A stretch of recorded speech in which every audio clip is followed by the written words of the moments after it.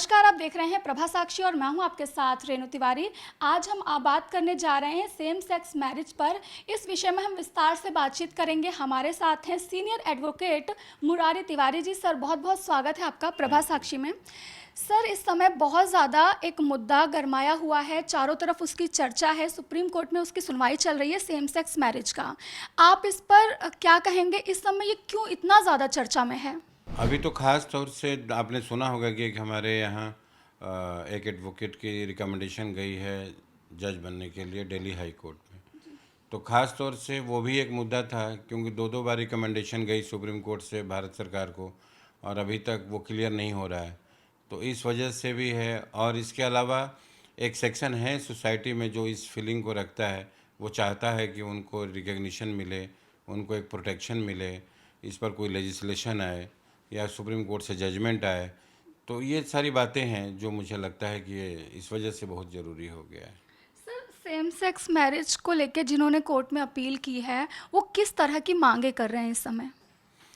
देखिए, पहले आपने सुना था कि 377 इंडियन पिनल कोड का जो डीक्रिमिनलाइज किया था, उसके बाद से काफ़ी एक पॉजिटिव सपोर्ट मिला था इन लोगों को। ये एक सेक्शन है हमारे सोसाइटी में जो चाहता है कि सेम सेक्स में मैरिज करें, लेकिन आज की डेट में कोई लेजिस्लेशन नहीं है, कोई एक्ट नहीं है इसके ऊपर।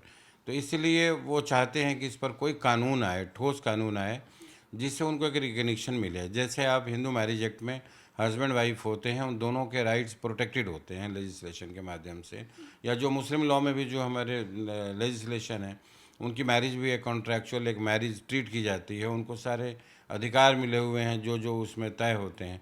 तो लेकिन आज एक वैक्यूम है, इस पर कोई मैरिज लॉ नहीं है कि अगर दो सेम सेक्स में दो आदमी का स्टेट ऑफ माइंड एक साथ मिलता है और वो चाहते हैं कि हम दोनों शादी करके अपने जीवन को आगे बढ़ाएं, तो इस पर कोई लेजिस्लेशन नहीं है आज की डेट में।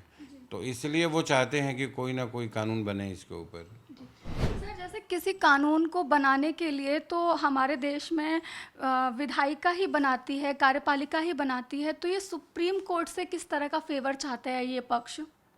आपको पता होगा कि दिल्ली हाई कोर्ट में भी ये सिमिलर मैटर पेंडिंग था। वहाँ पर दो जजेस की बेंच थी। एक जज ने फेवर में दिया था और एक जज ने अगेंस्ट में दिया था। और लास्ट में ये बात आई थी कि ये क्वेश्चन पार्लियामेंट में जाना चाहिए, लेजिस्लेशन बनना चाहिए इसके ऊपर, क्योंकि हमारे यहाँ कानून बनाने का जो माध्यम है वो पार्लियामेंट के थ्रू ही आता है, संसद से ही पास होगा। लेकिन कोर्ट इसमें बहुत अहम भूमिका निभाती है। कोर्ट गवर्नमेंट को डायरेक्शन दे सकती है, सलाह दे सकती है, बोल सकती है कि आप कि आज ये ज़रूरत है, इसके ऊपर आप कानून बनाएं। तो सुप्रीम कोर्ट का जो जजमेंट होता है हमारे लिए करीब करीब वो भी एक एक्ट के बराबर ही होता है, वो भी एक कानूनी हो जाता है। लेकिन उसको एक कानूनी जामा पहनाने के लिए एक एक्ट की ज़रूरत पड़ती है। जब तक वो एक्ट नहीं आता है तब तक सुप्रीम कोर्ट का जजमेंट भी कानून की तरह काम करेगा। तो इसलिए सबकी नज़र सुप्रीम कोर्ट पर बनी हुई है कि सुप्रीम कोर्ट की क्या ओपिनियन आता है। अगर सुप्रीम कोर्ट ने गवर्नमेंट को कह दिया कि ये चीज़ होना चाहिए, तो वो गवर्नमेंट को भी उसके ऊपर कंसीडर करना पड़ता है। इसलिए सबकी नज़र सुप्रीम कोर्ट पर पड़ी हुई है। और यहाँ का जो डिसीजन आएगा, अभी जैसे 18 अप्रैल को मैटर लगा हुआ है सुप्रीम कोर्ट में, तो इसका बहुत बड़ा इफेक्ट पड़ेगा। सर, जैसे कि इस समय आपने कहा कि सुप्रीम कोर्ट अगर कहता है तो सरकार को कानून इस पर बनाना पड़ सकता है, इस पर विचार करना पड़ सकता है। लेकिन सर, इस समय सरकार है या विपक्ष है, आरएसएस, मुस्लिम समुदाय सभी इस कानून के एकदम अगेंस्ट हैं। वो सीजीआई को लेटर लिख रहे हैं और निवेदन कर रहे हैं कि इस पर किसी तरह से हमारे भारतीय समाज को देख कर ही इस पर फैसला लिया जाए। आप बिल्कुल ठीक कह रही हैं, क्योंकि जो हमारी जो कंट्री है, इसका जो रूपरेखा है, जो इसका कस्टमरी ट्रेडिशनल जो सिस्टम है, जैसे हिंदू मैरिज एक्ट है, एक रिलीजियस सेक्रामेंट है, एक धार्मिक, कहते हैं ना, एक धार्मिक कार्यक्रम है ये। तो ये रिलीजियस वाले जो हैं, जो जिनका धर्म में विश्वास है, वो चाहते हैं कि ये हमारा एक धर्म का आस्था है और ये कभी ख़त्म ना हो। वो उसी तरह से सिमिलरली जो मुस्लिम समुदाय है, वो भी इसको एक बहुत ही मैट्रिमोनियल इंस्टीट्यूशन को वो भी एक बड़ा इम्पोर्टेंस देते हैं कि इसी से बच्चों प्रोक्रिएशन ऑफ चिल्ड्रन होता है और आगे समाज बढ़ता है। तो वो कहीं ना कहीं डर है लोगों के मन में कि अगर इसको अलाउ कर दिया तो हमारे समाज का क्या होगा, एक अनारकी फैलेगी और एक मेस एटमॉस्फेयर हो जाएगा। और बच्चों में मतलब उनके हिसाब से ऐसा लगता है कि वो सही डायरेक्शन नहीं होगा, आगे प्रोक्रिएशन ही नहीं होगा, आगे बच्चे ही नहीं होंगे, तो सोसाइटी चलेगी कैसे, परिवार कैसे चलेगा। एक केस है नवजोत सिंह जोहार केस। अब बात करते हैं कि समलैंगिकता को उन्होंने वैध करार दे दिया था, मतलब 377 को हटा दिया था जो एक आपराधिक धारा थी। इतना सकारात्मक कदम उठाने के बाद भी आज फिर से इसको लेके मुद्दा उठाया जा रहा है, अब मैरिज की मांग की जा रही है। तो ये मांग कहाँ तक ख़त्म हो सकती है? देखिए वो एक पॉजिटिव स्टेप था इन लोगों के लिए, और उसमें कई सेक्शन बचा था, कई लोगों को बचाव हो गया था। 377 को डिक्रिमिनलाइज करने के बाद इन लोगों को एक बूस्ट मिला, जैसे इनको लगा कि अब सरकार हमारे को मदद करेगी और इसके बारे में आगे बढ़ेंगे। अब बेसिकली जब तक एक इस पर लॉ नहीं बनेगा, या तो एग्जिस्टिंग जो मैरिज लॉ है हमारे उनमें अमेंडमेंट हो, कई एक्ट्स में अमेंडमेंट करना पड़ेगा, हिंदू मैरिज एक्ट में अमेंडमेंट करना पड़ेगा, एडॉप्शन एंड मेंटेनेंस एक्ट में अमेंडमेंट करना पड़ेगा, मुस्लिम लॉ में चेंजेस करने पड़ेंगे। तो ये जब तक कानून नहीं बनेगा तब तक 377 को डिक्रिमिनलाइज कर देने से भी बात ख़त्म नहीं होती, क्योंकि जब तक आपको एक मैरिज के लिए लीगल परमिशन नहीं मिलेगा, उसके कंडीशंस नहीं होंगे। अच्छा, मैरिज का कानून बनना इसलिए ज़रूरी है क्योंकि जो विक्टिम होता है, कई बार एक मैरिज में दोनों में से एक विक्टिम हो जाता है, तो जो विक्टिम है उसको प्रोटेक्शन कैसे मिलेगा, तो इसीलिए मैरिज का कानून बनना बड़ा ज़रूरी है। तो आपने एक तरीके से इनकरेज कर दिया, एक आदमी को लालच दिखा दी कि हाँ हाँ करो करो, दोनों साथ रह सकते हो, कोई इशू नहीं है, कोई क्रिमिनलाइजेशन नहीं होगा अगर सेम सेक्स में भी आप फिजिकल रिलेशन भी करते हो आप। और एक तरफ आपने कह दिया कि नहीं नहीं नहीं शादी नहीं करोगे आप। तो इस वजह से प्रॉब्लम हो रही है कि जब आपने इतना अलाउ कर दिया तो आगे हमें एक प्रोटेक्शन दो और एक कानून बनाओ। सर, प्रोटेक्शन देने, कानून बनाने के पीछे फिर सर बहुत सारे हमारे जो कानून है उसमें परिवर्तन करना पड़ सकता है। क्या इस समय हमारी कोर्ट और हमारी संसद तैयार है इतने सारे कानूनों में परिवर्तन करने के लिए? क्योंकि एक एक बहुत बड़ा एक सैलाब होगा, बहुत परिवर्तन आएगा इस चीज़ से। हमारी जो गोद लेने की जो प्रक्रिया है, शादी की प्रक्रिया है, बहुत सारे कानून हैं, उनमें परिवर्तन करना पड़ेगा। हाँ, मैंने एग्जैक्टली अभी आपको यही बताया था कि हमें केवल मैरिज लॉ में ही नहीं परिवर्तन करने पड़ेंगे, जो हमारे एडॉप्शन एंड मेंटेनेंस एक्ट है उसमें भी चेंज करना पड़ेगा, और सक्सेशन लॉ में चेंज होगा। मींस वास्तव में इसमें कई ऐसे एक्ट हैं जो कनेक्टेड हैं, वो सब में चेंज करना पड़ेगा। मैं एक एक्ट चेंज करने से नहीं होगा। हाँ, लेकिन अब ये गवर्नमेंट के ऊपर डिपेंड करता है और समाज के ऊपर, लोग इसको एक्सेप्ट करते हैं नहीं करते हैं, इसके ऊपर सारा डिपेंड करता है। कोर्ट में ये मामला है, अगर फैसला पॉजिटिव आता है या नेगेटिव आता है, उस पर आपकी क्या राय होगी? आप दोनों पक्षों के बारे में क्या कहेंगे सर?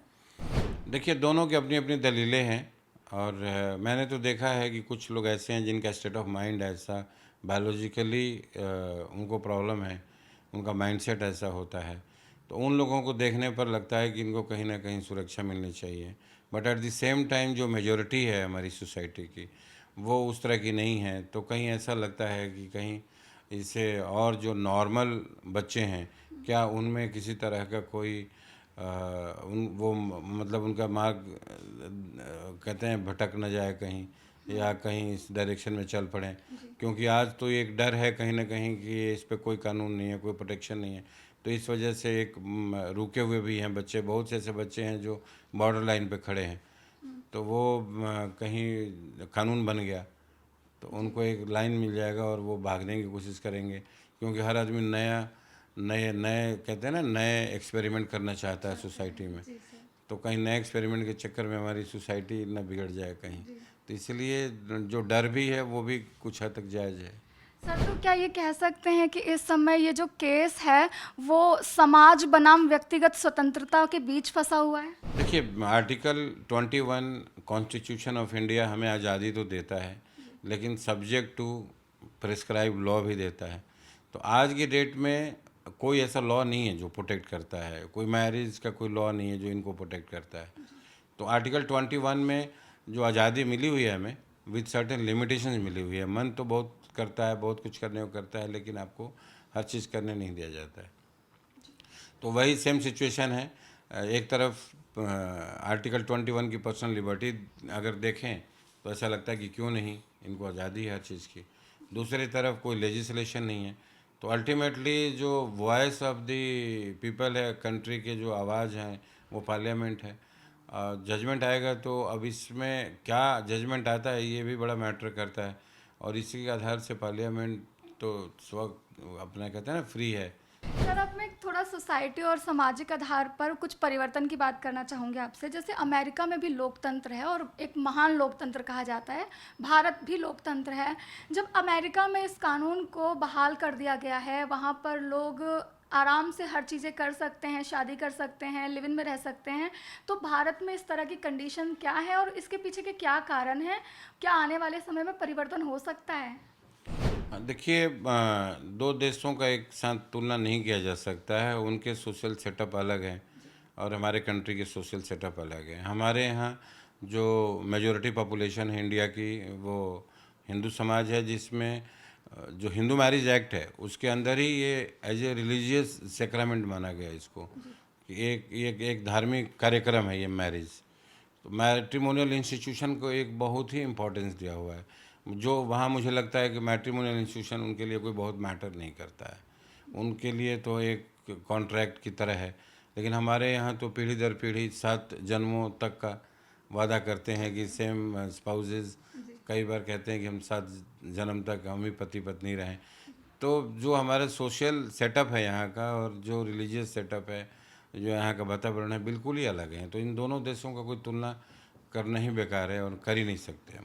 सर, अभी थोड़ा सा मुश्किल है इन लोगों की व्यक्तिगत स्वतंत्रता जो है शादी करने की, थोड़ा मुश्किल लग रहा है आपको?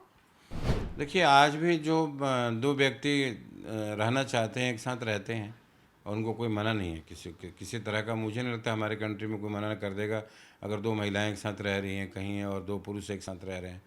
हाँ, लेकिन वो जो लड़ रहे हैं कि उनको एक लेजिटिमेट राइट मिले कि कानूनन तौर पर अपने आप को पति पत्नी बता सकें या स्पाउस बता सकें, या जैसे भी जो एक दर्जा लेना चाहते हैं। अदरवाइज़ आर्टिकल 21 इंडिया में तो डेमोक्रेटिकली पूरी तरह लागू है और यहाँ किसी को कोई मना नहीं करता। और ख़ास तौर से जब आप मेजर हो जाते हैं तो विद कंसेंट आप किसी के साथ रहते हैं, कोई किसी तरह का कोई पाबंदी नहीं है। लेकिन अब ये जो इनकी डिमांड है इस पर एक कानून बने, तो let us hope for the best कि सुप्रीम कोर्ट से क्या ऑर्डर आता है। जी सर, इन तमाम जानकारी के लिए आपको बहुत बहुत शुक्रिया। हम बात कर रहे थे सेम सेक्स मैरिज पर कि किस तरह से समाज पर इसका प्रभाव पड़ सकता है और क्या क्या परिवर्तन आ सकते हैं आने वाले समय में। अब निगाहें होंगी सुप्रीम कोर्ट के फैसले पर कि वो क्या फ़ैसला लेता है। ऐसे ही लेटेस्ट अपडेट के लिए देश दुनिया की तमाम खबरों के लिए आप बने रहें प्रभा साक्षी के साथ। नमस्कार। अगर आप भी लेना चाहते हैं देश दुनिया की तमाम जानकारी तो आज ही सब्सक्राइब करें हमारे चैनल को। साथ ही नीचे दिए बेल आइकन को जरूर दबाएं ताकि हर अपडेट आप तक पहुंच सके।